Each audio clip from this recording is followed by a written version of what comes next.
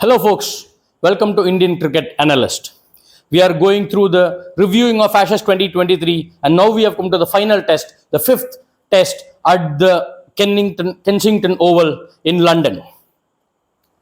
Batting first, England got to power their way to a beautiful 283 from 54 overs. Note this, 283 from mere 54 overs, thanks to a blistering knock by Harry Brook and decent contribution of 40s from Ben Duckett, and also lower order contributions from both Mark Wood and Chris Woakes. Chris Woakes got to 36, while Mark Wood got to 28. And it was Mitchell Starc's 4-4 that restricted the English to 283. In reply, the Australians could only manage a meager lead of 12 runs. They got to 295, but they took a whole of 104 overs. This clearly shows two different approaches towards cricket from the English and the Australians. Australians got to 295, a lead of 12 runs from 104 overs.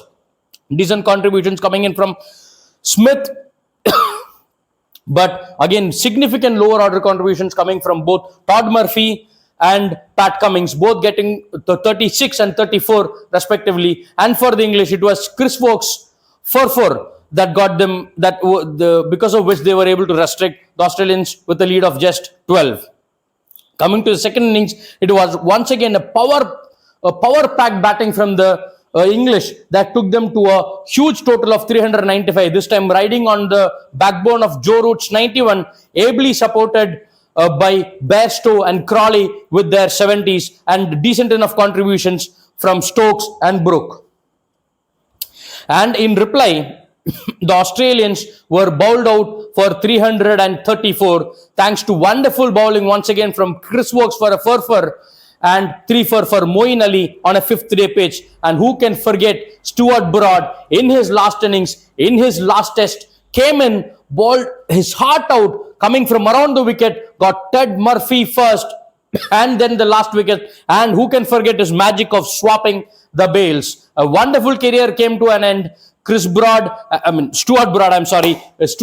a wonderful career, and had a very fitting, and he hit last ball while batting. He hit the last ball for 6, and while bowling, he got the last 2 wickets and ensured the Ashes ended on a very even Stevens 2-2. And like I mentioned in the very first video of this reviewing series, I felt this was an Ashes that England should have won 4-1 or even 5-0, if not for rain, and if not for the simple mistakes they did in the first 2 tests. In the first 2 tests, they definitely lacked penetration in their bowling. And in the last 3 tests, they played wonderfully well. In the 4th test, was marred by rain. And I believe, Rain should have been awarded the man of the match more than any other player. But unfortunately, the Ashes ended in a 2-2 draw, and the Australians were able to retain. I don't believe in it, but still they were able to retain the Ashes. Coming to a player of the match, it was Chris Woakes for his wonderful contribution with both bat and ball. And the player of the series from each side, they were chosen. Chris Woakes from the English side, and Mitchell Starc for his 23 wickets for the Australian side. And in my humble opinion, it was not Mitchell Starc, but it was Pat Cummins that deserved this award, because Pat Cummins contributed both with ball. Pat Cummins had 18 wickets in the series. Mitchell Starc had just 23. The difference was just 5 wickets, but Cummins contributed heavily with the bat as and when it required. Remember, it was Pat Cummins' batting that gave the win for the Australians in the very first test match, and his captaincy, brilliant captaincy, and his contributions from with the bat. Pat Cummins deserved the man of the series. If I was the jury, blindly I would have chosen Pat Cummins way ahead of Mitchell Starc.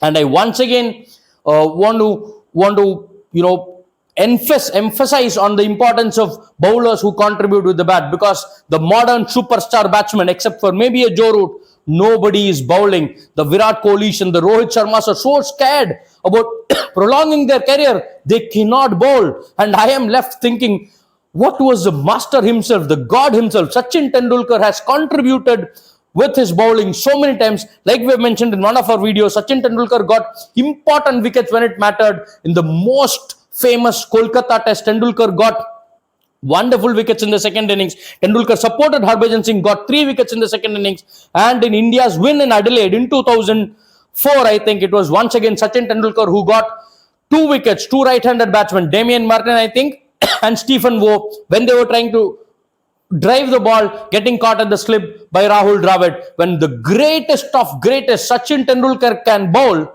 why can't these Kohlis and Sharmas?